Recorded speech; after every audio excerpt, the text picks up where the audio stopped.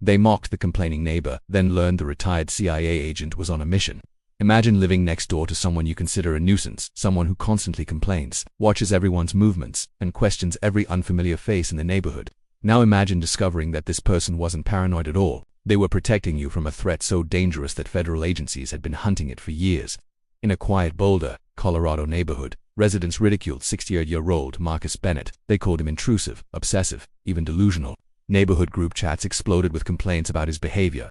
Some threatened restraining orders. Others simply avoided him, dismissing his warnings as the ramblings of a lonely old man who had too much time on his hands. But Marcus Bennett wasn't just any neighbor.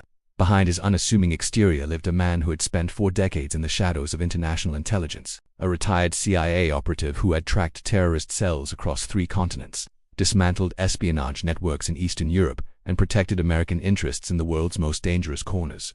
His move to Boulder wasn't for retirement relaxation. It was tactical, calculated, necessary, because operating in plain sight, hidden among everyday suburban life, was an international espionage ring stealing military technology, laundering millions in illicit funds, and trafficking classified information that could compromise national security. And Marcus Bennett was the only person who saw it coming. When the FBI descended on 3 homes simultaneously in a pre-dawn raid that shook the entire community, neighbors stood in their driveways, shocked and ashamed. The crazy old man had been right all along. Not only right, he had been working undercover with federal authorities to dismantle one of the most sophisticated intelligence threats on American soil. How did a retired spy recognize what an entire neighborhood missed? What signs did everyone ignore? And what price did Marcus Bennett pay for his silent vigilance while being mocked and marginalized by the very people he was protecting? This is a story about misjudgment, courage, sacrifice, and the thin line between paranoia and perception. Stay with us as we uncover every detail of this extraordinary true-life operation. Subscribe to our channel and comment below. Tell us where you're watching this incredible story from. Marcus Bennett first appeared in the Meadowbrook community of Boulder, Colorado, on a crisp September morning. The moving truck arrived early, and by noon, the gray-haired man with piercing blue eyes had quietly settled into the modest 2-story house at the end of Pinecrest Drive. Boulder, nestled against the Rocky Mountain foothills, is known for its progressive culture, outdoor lifestyle, and tight-knit neighborhoods. Meadowbrook particularly prided itself on community spirit. Block parties, weekend barbecues, and an active neighborhood watch ironically defined the area. Marcus kept to himself initially. He'd offer polite nods during morning walks, decline invitations to community gatherings, and spend hours on his porch with a newspaper and coffee. Neighbors assumed he was just another retiree seeking mountain tranquility after a long career. Some speculated he was a widower seeking a fresh start. Sarah Mitchell, a 34-year-old marketing consultant and mother of 2, lived 3 houses down. Energetic and outspoken, she served as the informal neighborhood coordinator. When Marcus first moved in, she brought welcome cookies and attempted friendly conversation. "Welcome to Meadowbrook, Mr. Bennett. We're so glad to have you. Where did you move from?" "Virginia," Marcus replied simply, accepting the cookies with a slight smile that didn't quite reach his eyes. "Thank you for the gesture. Well, if you need anything at all, just knock. We have a neighborhood group chat where we coordinate events and share information. Would you like to join?" "I appreciate it, but I prefer to keep things simple." Sarah found him pleasant but distant. She reported back to the neighborhood chat that their new resident seemed nice enough, if somewhat reserved. The first signs of trouble emerged 3 weeks later. Marcus began what neighbors initially considered peculiar habits. He'd stand on his porch at odd hours, observing passing vehicles. He kept a small notebook, occasionally jotting down observations. During his morning walks, he'd pause at certain houses longer than seemed natural, studying them with an intensity that made people uncomfortable. When a white panel van made regular late-night deliveries to 428 Pinecrest, a house owned by a couple named David and Lauren Kozlov who claimed to work in international consulting, Marcus took particular interest. He photographed the van's license plate. He noted the delivery times. He observed that the Kozlovs never seemed to actually go to an office, yet their home displayed clear signs of substantial wealth. Then Marcus started asking questions. At the community mailbox area, he approached Brian Foster, a software engineer in his 40s. "Brian, have you noticed the unusual activity at the Kozlov residence? Late-night deliveries, vehicles with rotating license plates, visitors who never stay long." Brian laughed uncomfortably. "I mean, people have different schedules. Marcus, maybe they run an online business or something. I don't really pay attention to my neighbors' comings and goings." "Perhaps you should," Marcus said quietly. "Awareness prevents problems." Brian mentioned the conversation in the neighborhood group chat that evening. "Anyone else getting weird vibes from the new guy? He's asking strange questions about the Kozlovs." Sarah jumped in. "Oh my God, yes. He asked me yesterday if I knew what kind of consulting they do. Like, why does he care? It's creepy." Another neighbor, Jennifer Rodriguez, added, "He literally stood outside their house for like 10 minutes yesterday just staring. My kids noticed from the window and got scared." This is getting uncomfortable. The digital pylon began. Marcus Bennett quickly transformed from reserved retiree to that creepy neighbor who won't mind his own business. But Marcus didn't stop. He couldn't. During a neighborhood watch meeting, ironically discussing package theft prevention, Marcus attempted to raise concerns about actual security threats. "I'd like to discuss some observations regarding potential security vulnerabilities in our community," he began, standing in Sarah Mitchell's living room surrounded by 15 neighbors. "We're here to talk about porch pirates, Marcus, not vulnerabilities," Sarah said dismissively, drawing chuckles from others. "With respect, there are more serious concerns. I've documented suspicious patterns." Interrupted Tom Chen, a dentist who lived on the adjacent street. "Marcus, you've been here barely 2 months and you're documenting your neighbors. That's not neighborhood watch, that's surveillance. It's invasive. I understand how it appears, but no, I don't think you do," Sarah cut in, her voice sharp. "You stand on your porch watching everyone. You photograph cars. You ask intrusive questions about people's careers and schedules. Several families have children who've noticed your behavior and are frightened. This needs to stop." Marcus remained calm, his expression neutral despite the hostility in the room. "I'm trying to protect this community from a legitimate threat." Jennifer laughed. "Marcus, the biggest threat to our community's peace is you. Honestly, if this continues, we'll have no choice but to pursue a restraining order. You need to respect people's privacy." The meeting ended with Marcus isolated, his warnings unheeded. As neighbors filed out, they whispered among themselves, shaking their heads at the paranoid old man who clearly had too much time and not enough social skills. Walking home alone that evening under Boulder's star-filled sky, Marcus felt the familiar weight of isolation. It wasn't the first time he'd been misunderstood while trying to protect people who didn't want his protection. It wouldn't be the last.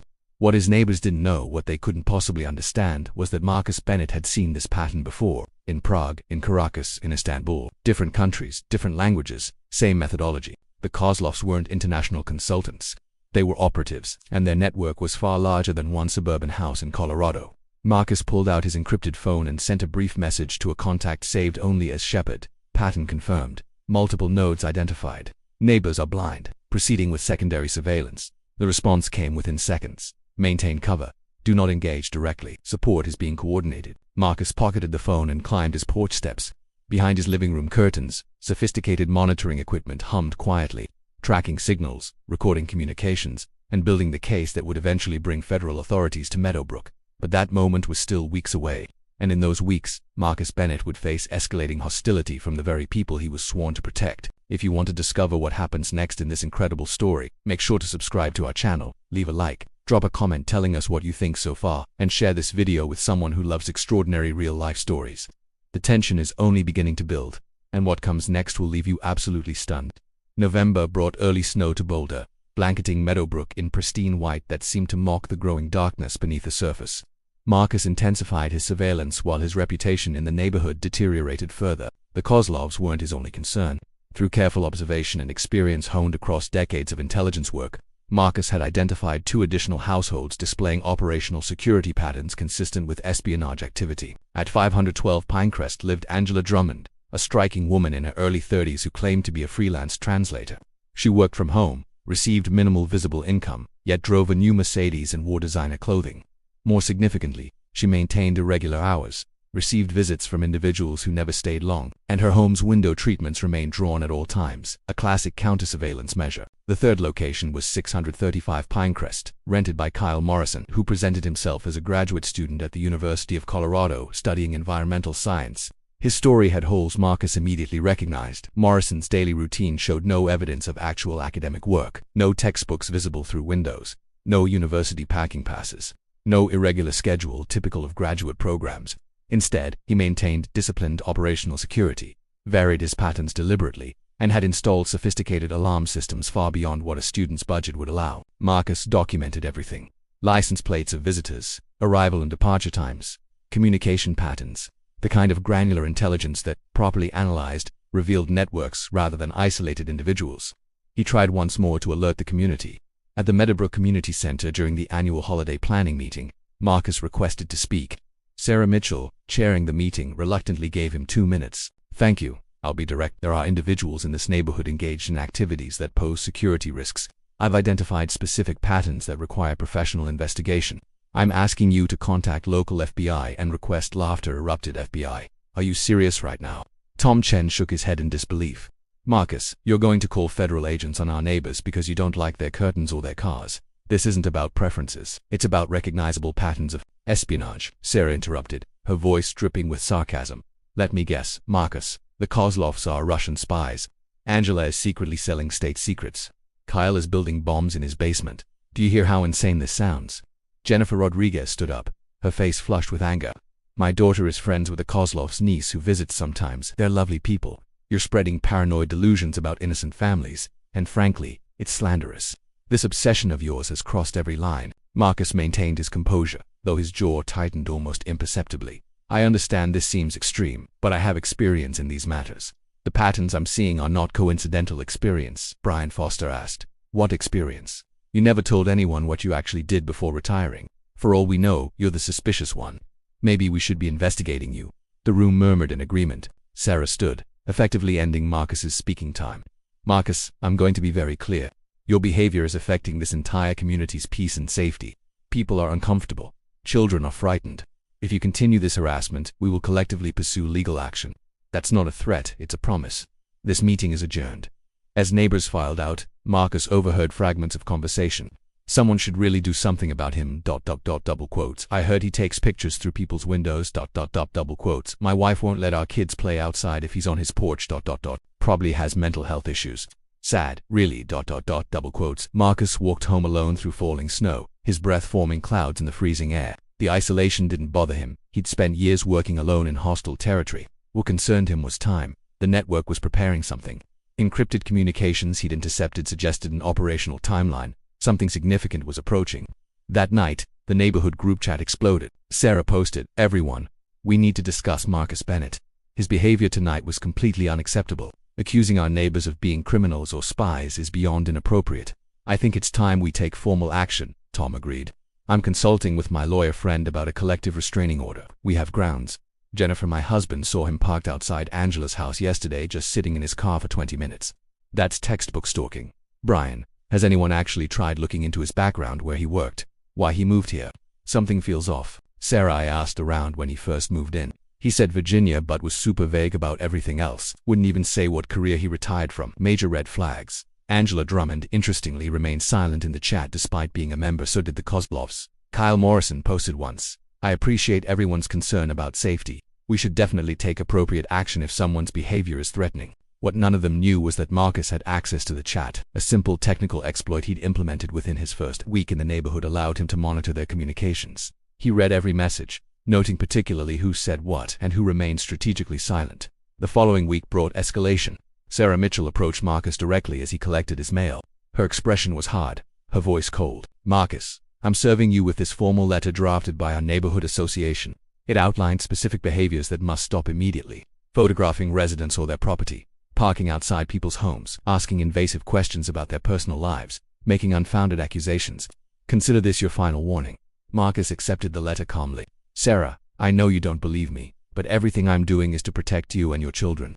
There are dangerous people operating in this neighborhood." "Stop," Sarah's voice rose. "Just stop with the conspiracy theories. You know what? I looked you up, Marcus. Ran a basic background check. You know what I found? Almost nothing. Your digital footprint barely exists. No social media, minimal work history available. Hardly any records. You know who has that kind of profile? People hiding something. Or people who worked in fields requiring discretion, right? Or criminals, or worse." She stepped closer, her eyes fierce. "Stay away from my family. Stay away from everyone's families. If I see you watching my house or approaching my kids, I'm calling the police immediately. Are we clear?" Marcus held her gaze, crystal clear. As Sarah walked away, Marcus felt the familiar calculus of deep cover work. Every operative knows the mathematics of believability versus mission success. Sometimes you sacrifice the former to achieve the latter. Sometimes you let people hate you because the alternative is letting them die. That evening, Marcus sent another encrypted message to Shepard. "Community hostility reaching critical levels. May compromise positioning. Request expedited timeline for federal action." The response was delayed this time. When it came, it was unsettling. "Timeline is not discretionary. Operation requires additional evidence for judicial authorization. Maintain position. Your sacrifice is noted and appreciated." Marcus sat in his darkened living room, monitoring equipment casting blue light across his weathered face. On the screens, he watched encrypted communications flowing between the Kozlov residence, Angela's home, and Kyle's apartment. He watched as a vehicle with diplomatic plates made its third visit to the neighborhood in 2 weeks. He watched patterns that told a story his neighbors refused to hear, and he prepared for what he knew was coming, because Marcus Bennett had done this before. In Berlin, where he'd been denounced as a spy by the very defectors he was trying to extract, in Bogotá, where cartel informants had tried to kill him even as he worked to protect them, in Sarajevo, where he'd taken a bullet from someone he was attempting to save. He understood the price of protection. What he couldn't have anticipated was just how personal that price would become, or that the woman currently leading the charge against him, Sarah Mitchell, would soon owe him her daughter's life. What you think about everything that's happening so far? Can you imagine being in Marcus's position, knowing the truth but being completely powerless to make anyone believe you? Drop your thoughts in the comments. The stakes are about to rise even higher, and the secrets from Marcus's past are about to emerge in ways no one expects. December arrived with brutal cold. Boulder's mountains stood sharp against crystalline skies, while Meadowbrook descended further into division. Marcus had become a pariah, a figure people crossed the street to avoid. But to understand why Marcus Bennett couldn't walk away, why he endured the hostility and isolation, we need to understand who he was before Meadowbrook, before Boulder. Before the man his neighbors saw became the ghost he'd always been. Marcus Bennett joined the CIA in 1979, recruited directly from Georgetown University, where he'd studied international relations and demonstrated exceptional aptitude for pattern recognition and linguistic analysis. His recruitment wasn't dramatic. No car chases or secret meetings, just a professor's recommendation and a series of interviews that revealed a young man with rare combinations: analytical brilliance, emotional discipline, and a psychological capacity to endure isolation. His first posting was West Berlin during the Cold War's tensest years. While the world saw a divided city, Marcus saw a chessboard where every piece mattered. He recruited assets, ran surveillance operations, and helped extract dozens of East German informants before the wall fell. He met Catherine Reyes in Prague in 1987. She was working cultural attaché at the American embassy, actually running counterintelligence against Soviet operations in Czechoslovakia. Their connection was immediate, complicated by the fact that personal relationships in their line of work weren't just discouraged but potentially fatal. They married anyway, in a quiet ceremony in Virginia during home leave, with only 2 CIA colleagues as witnesses. For 27 years, they worked separately and together in South America, tracking narco-terrorist networks, in the Middle East during the rise of extremist movements, in Eastern Europe as the Cold War's ghosts refused to die. Catherine was brilliant, fearless. She could blend into any environment, speak 6 languages fluently, and had an intuitive sense for deception that made her one of the agency's most valuable operatives. They had no children. The work didn't allow for it. Instead, they had missions, successes, and scars, both visible and psychological. They had nights debriefing in safe houses, understanding each other in ways civilians never could. They had a marriage built on secrets, sacrifice, and an unshakable commitment to protecting people who would never know their names. In 2019, Catherine died.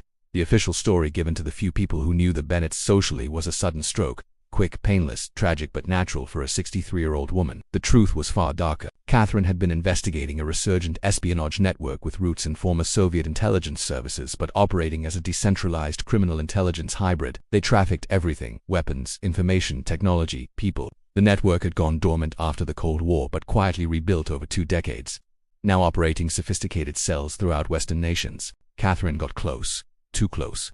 She'd identified key players, documented their methods, and was preparing to deliver actionable intelligence to federal authorities when she was assassinated. Made to look like a stroke through means Marcus still didn't fully understand, likely exotic poisons that left minimal trace evidence. The agency investigated internally but reached no conclusive findings. The network was too sophisticated, their operational security too tight. Without Catherine's documentation, which disappeared with her, the investigation stalled. Marcus retired 6 months later. Officially, the paperwork said he was stepping away after 40 years of service, collecting his pension, seeking peace. Unofficially, Marcus Bennett had gone rogue, not against his country, against the network that killed his wife. He used every skill, every contact, every classified resource he could still access to hunt the people responsible. He worked without agency sanction, operating in the shadows of his former life, driven by grief, transformed into methodical vengeance. It took him 3 years to pick up the trail. A financial transaction here, a communication intercept there. Patterns only someone with his experience would recognize. The network had established operations in several American cities, hiding among immigrant communities, tech sectors, and suburban anonymity. Boulder, Colorado emerged as a significant node. The network needed access to defense contractors along the Front Range, proximity to Air Force installations, and the cover of a liberal, privacy-conscious community where questions weren't asked and diversity was celebrated. Marcus moved to Meadowbrook, not by chance but by design. The house on Pinecrest Drive gave him surveillance angles on 3 confirmed or suspected network assets. His retirement was cover for the most personal mission of his life. But there was something else, something that haunted Marcus in the quiet moments between surveillance shifts. Catherine's last encrypted message to him, sent hours before her death, contained coordinates and a cryptic phrase: Pinecrest leads to Shepherd. Protect the flock. Marcus had spent 3 years trying to decode it. Shepherd became his handler's code name in tribute to Catherine. Pinecrest led him to this street. Protect the flock was Catherine's way of saying innocent people were in danger. She'd known something was coming to this neighborhood, something big enough to warrant her final message. And now Marcus was here, living out her last wish while being reviled by the very people she'd tried to save. Inside his home, Marcus kept one room locked even from himself most days. When he entered it, he lit a candle beside Catherine's photograph. The room contained their life together, photos from assignments turned vacations, letters written during long separations, medals and commendations that would never be publicly displayed, and Catherine's final case notes that Marcus had recovered through channels he'd never reveal. "I'm close," he told her photograph one night. "They're here, just like you said. But, Kath, it's hard. They hate me. I'm trying to protect them and they look at me like I'm the threat." The photograph offered no answers. But in the candlelight, Catherine's smile reminded Marcus why he'd fallen in love with her in Prague all those years ago. She'd believed people were worth protecting even when they didn't deserve it, even when they couldn't see the danger, even at the cost of everything. Marcus had filed the official request for federal intervention 6 weeks ago. The FBI's counterintelligence division was reviewing his evidence, coordinating with remnants of his former CIA colleagues. But bureaucracy moved slowly, and the network wasn't waiting. Through his monitoring equipment, Marcus had intercepted communications suggesting an imminent transfer of stolen defense technology. Specific dates weren't clear, but the window was closing. Once that transfer happened, the network would go dormant again, disappearing into the infrastructure of American life until the next operation, and Marcus would have failed. Again, on December 15th, Marcus sat in his darkened living room, monitoring screens showing infrared signatures from neighboring houses. His encrypted phone buzzed with a message from Shepherd. Federal authorization received. Operation greenlit for December 20th, 0500 hours. Maintain position in civilian safety protocols. Well done, Marcus. Marcus felt no satisfaction, just exhaustion and the weight of Catherine's absence. She should have been here for this. It was her investigation, her discovery, her final mission. Now it would be her vindication. Outside, snow fell softly over Meadowbrook. Children built snowmen. Sarah Mitchell hung Christmas lights while her daughters sang carols. The Kosloffs hosted a holiday party with neighbors who had no idea they were drinking wine in an espionage cell's safe house. And Marcus Bennett sat alone, watching, waiting, protecting people who would never thank him and might never understand what he'd prevented. 5 days until the operation. 5 days until his neighbors discovered the truth. 5 days until Marcus could finally complete the mission Catherine died starting. "I want to deeply thank you for staying with this story until this point. You're an incredible viewer, and I promise you the best is yet to come. The operation that's about to unfold will change everything, and the revelations ahead will leave you absolutely speechless. The climax of this extraordinary tale is approaching, and you won't want to miss a single moment." December 20th arrived like any other winter morning in Boulder until it didn't. At precisely 4:47 a.m., while Meadowbrook still slept under a blanket of darkness and fresh snow, 15 unmarked vehicles moved silently into position around 3 target residences. FBI hostage rescue team operators, counterintelligence agents, and local law enforcement coordinated through encrypted communications surrounding 428 Pinecrest, 512 Pinecrest, and 635 Pinecrest with military precision. Marcus Bennett stood on his porch in the freezing pre-dawn air, watching the operation he'd worked 3 years to enable. He wore no tactical gear, carried no weapon, held no official authority. He was simply a ghost, observing his legacy unfold. At exactly 5 a.m., battering rams struck 3 doors simultaneously. FBI search warrant. Hands where we can see them. The neighborhood erupted in chaos. Lights flashed, engines roared, radio communications crackled. Within 90 seconds, all 3 residences were secured, and 11 individuals were in custody, including David and Lauren Kozlov, Angela Drummond, and Kyle Morrison. Meadowbrook residents stumbled from their homes in pajamas and robes. Phones recording, voices shouting questions that no one would answer. The surreal scene looked like a movie set dropped into suburban Colorado. Sarah Mitchell ran barefoot through snow to the police perimeter, her 2 daughters clutching her robe, tears streaming down her face. "What's happening? Someone tell me what's happening." A female FBI agent in tactical gear approached her gently. "Ma'am, please return to your home. This is an active federal operation. You're not in danger, but we need you to stay inside." "Federal operation? Those are my neighbors. What did they do?" The agent's expression was stone. "Ma'am, I can't discuss an ongoing investigation. Please return home." Sarah's eyes scanned the scene frantically and landed on Marcus Bennett, standing alone on his porch, calmly observing everything. Their eyes met across the snow-covered street. Understanding dawned slowly, then struck like lightning. "Oh my God," Sarah whispered. "Oh my God, he was right." By 6:30 a.m., all 3 residences were being processed as crime scenes. Forensic teams documented everything. Evidence recovery specialists carried sealed boxes to waiting vehicles. Neighbors stood behind yellow tape, watching their quiet street transform into the center of what news helicopters overhead would soon call one of the most significant counterintelligence operations on domestic soil in decades. Tom Chen approached Marcus cautiously, his face ashen. "Marcus, I mean, were they really?" Marcus's expression was neutral. "That's not for me to discuss, Tom. Federal authorities will release information when appropriate, but you knew, this whole time, you knew. I suspected, I observed, I reported. That's all any responsible citizen should do." Jennifer Rodriguez appeared next, her husband supporting her as she trembled. "Marcus, I need to apologize. We said terrible things. We treated you horribly. I'm so sorry. You reacted naturally to unusual behavior. No apology is necessary, but we should have listened." Marcus turned to face her fully, his blue eyes revealing decades of wariness. "Mrs. Rodriguez, most people aren't trained to see what I see. That's not a failing, it's normal. The world needs people who can spot threats, but it also needs people who assume the best in others. Both are valuable." By mid-morning, news crews from Denver dominated the street. Reporters delivered breathless accounts. International espionage ring dismantled in quiet Colorado neighborhood. Stolen defense technology recovered. Connections to foreign intelligence services. Ongoing investigation into broader network. Double quotes. The FBI held a brief press conference at a command post established in the community center parking lot. Special Agent Jennifer Kwan, lead investigator for the Denver field office, provided carefully worded information. This morning's operation represents the culmination of an extensive investigation into individuals engaged in espionage, theft of classified defense information, and conspiracy against the United States. We've taken 11 people into custody and recovered substantial evidence that will be presented to a federal grand jury. I want to emphasize that the residents of this community were never in physical danger, and their cooperation and patience during this process is greatly appreciated. A reporter shouted, "Agent Kwan, can you tell us how this investigation began?" "The investigation involved multiple intelligence sources and methodologies that I cannot discuss. What I can say is that concerned citizens providing credible information to proper authorities is always valuable in protecting our national security." "Was there a specific individual who alerted authorities?" "I won't be commenting on investigative methods or sources, but the neighborhood already knew." By afternoon, a small crowd gathered outside Marcus's home. Not hostile, subdued. Sarah Mitchell stood at the front, having organized what she was calling a community accountability moment. Marcus answered his door to find 40 neighbors assembled on his lawn and street. Sarah stepped forward, her voice breaking with emotion.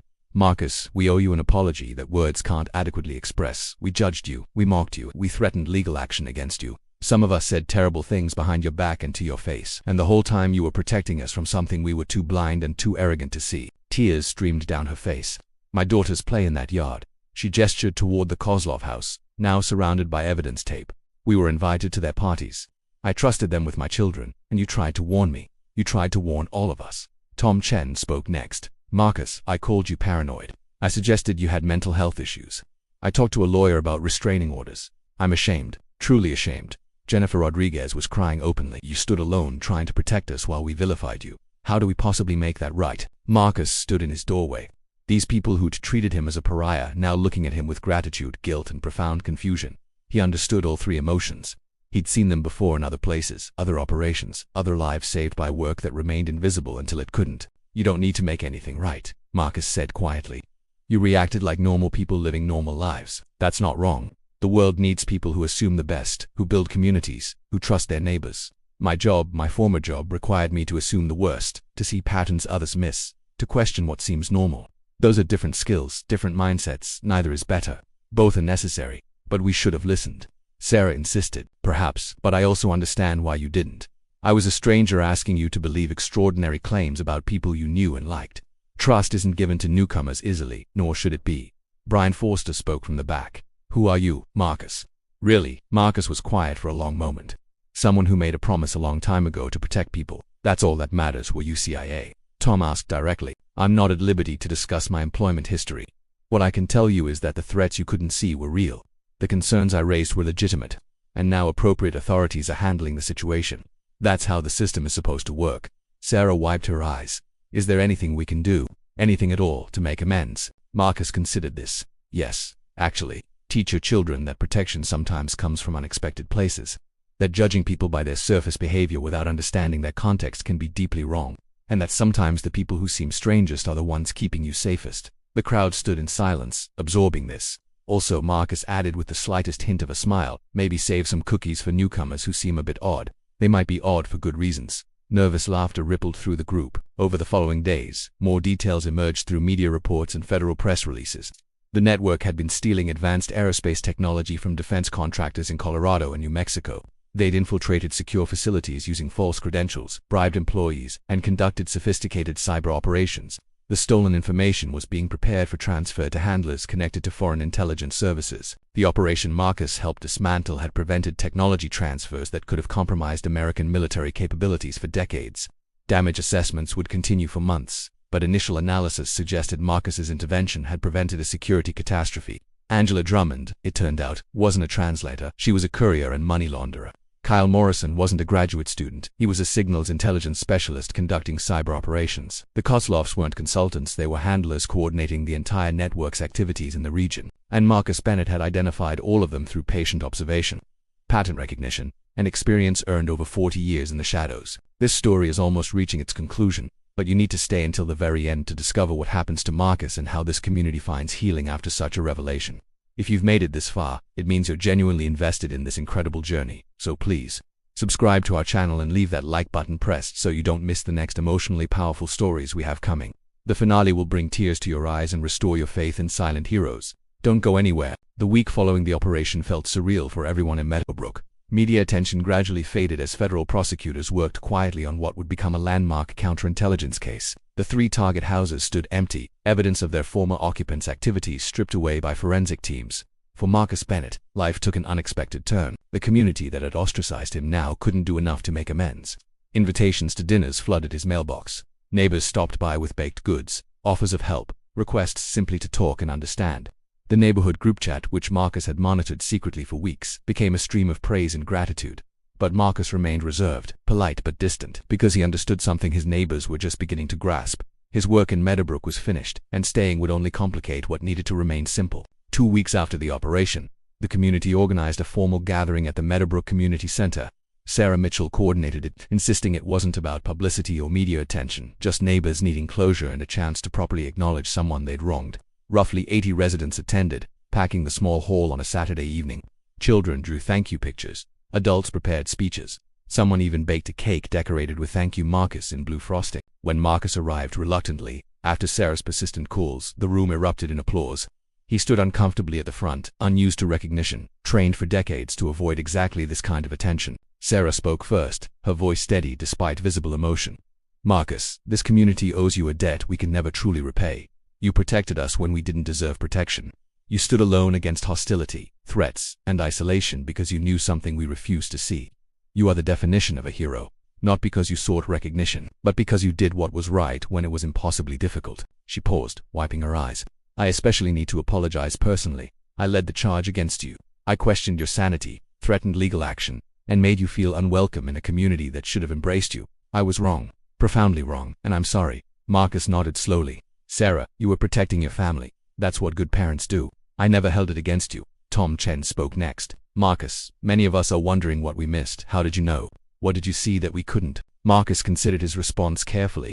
"I saw patterns develop through experience most people thankfully don't need." The Kozlovs maintained operational security measures controlling information about their activities, limiting social exposure despite appearing social, displaying wealth inconsistent with claimed employment. Angela Drummond exhibited similar patterns. Kyle Morrison's cover story had inconsistencies that training taught me to recognize, but those could all have innocent explanations. Jennifer Rodriguez said, "Individually, yes. That's why you doubted me, and rightly so. But together, combined with communication patterns, visitor behaviors, and timing correlations, they formed a recognizable signature.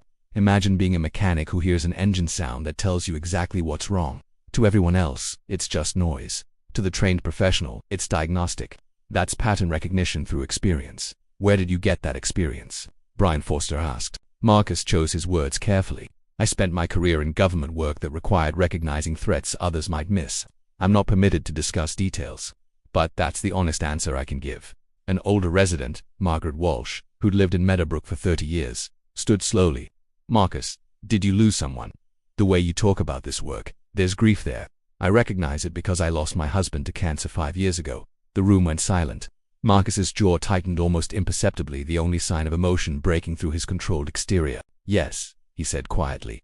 "My wife, Catherine, she died 5 years ago in circumstances related to this kind of work. She was better at it than I ever was, smarter, braver. This investigation was actually hers originally. I'm just finishing what she started. Sarah's hand covered her mouth. Oh, Marcus. Catherine believed people were worth protecting even when they didn't know they needed protection, even when they resented the protection. She gave her life believing that. Marcus's voice remained steady, but his eyes glistened. So when I moved here and saw the patterns she'd identified, I couldn't walk away. Not because I'm particularly brave or selfless. Because failing would mean her death meant nothing, and I couldn't accept that.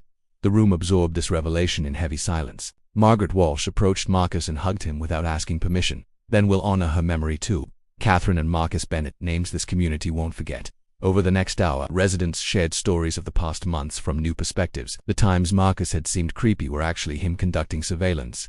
His invasive questions were intelligence gathering. His paranoia was vigilance that saved them from a threat they'd unknowingly welcomed into their homes. Near the evening's end, Marcus made a brief statement while standing before the assembled community. I need to tell you something. I'm leaving Meadowbrook. Gasps and protests erupted. Please, let me explain. I came here for a specific purpose, and that purpose is complete. Staying complicates things for federal investigators who need clean evidence chains. It also complicates things for you. You'll forever see me as the spy who lived among you, and I'll forever be the reminder of how wrong things went. That's not healthy for anyone. Where will you go? Sarah asked. Somewhere quiet. Maybe near water. Catherine always wanted to retire near water. A slight smile crossed his face. Ironic that I'm finally taking her advice. But you belong here now, Jennifer insisted. You're part of this community. Marcus shook his head gently. I was never really here, Jennifer. I was always working. Now the work's done, and it's time for the ghost to disappear. Tom stepped forward. If you won't stay, at least promise you'll visit. Let us show you that Meadowbrook learned something. That we became better because you were here. Marcus considered this. I'd like that. The gathering ended with more hugs than Marcus had experienced in the past 5 years combined. Children presented their drawings. Adults pressed envelopes into his hands, cards, letters, small tokens of gratitude he'd open later in the privacy of his home. Walking back to his house that night, under stars brilliant in Boulder's clear winter sky, Marcus felt something unexpected. Peace. Not complete, not perfect. Catherine's absence remained an ache that would never fully heal. But for the first time since her death, Marcus felt he'd honored her legacy properly. He'd finished her mission, protected her flock on Pinecrest, validated her final message. Inside his home, Marcus began the process of packing up the monitoring equipment. The encrypted phone buzzed with a message from Shepard. Asset relocation approved. Pension and benefits transferred. Marcus. Catherine would be proud. Hell, we're all proud. Enjoy the water, Marcus replied simply. Thank you. In the locked room containing Catherine's photographs and their shared memories, Marcus lit a candle and sat in silence. We did it, Kath. Your investigation, your instincts, your final mission complete. The people on Pinecrest are safe because you saw the threat before anyone else. He picked up her photograph, studying the smile he'd loved for 27 years. I'm going to find us that place near water. Maybe I'll finally learn to fish like you always wanted me to. Maybe I'll read all those books you said I never had time for. And maybe, just maybe, I'll figure out who Marcus Bennett is when he's not hunting ghosts. Epilogue. 3 months later, Marcus Bennett sat on the deck of a modest cottage overlooking Oregon's rugged coastline. The Pacific stretched endlessly before him, waves crashing against rocks in rhythmic permanence. He'd grown a beard, let his hair grow slightly longer, and traded his surveillance routine for morning walks along empty beaches. A letter had arrived that morning from Sarah Mitchell. Inside was a photograph of Meadowbrook's new neighborhood watch program, actually legitimate now, coordinated with local police, focused on real community safety rather than package theft. Sarah's note read, Marcus, we're doing better. We listen more carefully now. We ask better questions. We don't judge as quickly. Your lessons are rippling through this community in ways you'll never fully see, but they're real. My daughters ask about you sometimes. They call you the hero neighbor. They're not wrong. Please visit when you can. You'll always have a home here. Catherine too, in our memories. With eternal gratitude, Sarah and the entire Meadowbrook community. Marcus tucked the letter into his pocket and returned to watching the ocean. Somewhere in the waves' endless rhythm, he heard Catherine's voice reminding him that heroism wasn't about recognition. It was about doing what needed doing when no one else could. Marcus Bennett would never wear a uniform or receive public medals. His name would never appear in history books. Federal case files about the Meadowbrook operation remained classified. But in a quiet Colorado neighborhood, families slept safely because one man had seen what they couldn't, endured what they shouldn't have asked him to, and honored a promise to his late wife even when it cost him everything else. Sometimes protection wears a badge and a uniform. Sometimes it carries a gun and announces itself loudly. And sometimes, perhaps most importantly, it looks like a strange old man complaining about things nobody else notices, standing alone against hostility and disbelief, keeping watch in the darkness so others can live comfortably in the light. That's the legacy of Marcus and Catherine Bennett. That's the truth about heroes we never see until it's almost too late. And that's a lesson Meadowbrook, Colorado will carry forward for generations. So, what did you think of this incredible story? Have you ever misjudged someone who turned out to be extraordinary? Share your thoughts in the comments below. Tell us your name and what city and state you're watching from. We love hearing from our viewers around the world. And don't forget to subscribe to our channel for more amazing, emotionally powerful stories like this one. Thank you so much for joining us on this journey. Until next time, remember, heroes often hide in plain sight, and kindness toward strangers might just save your life.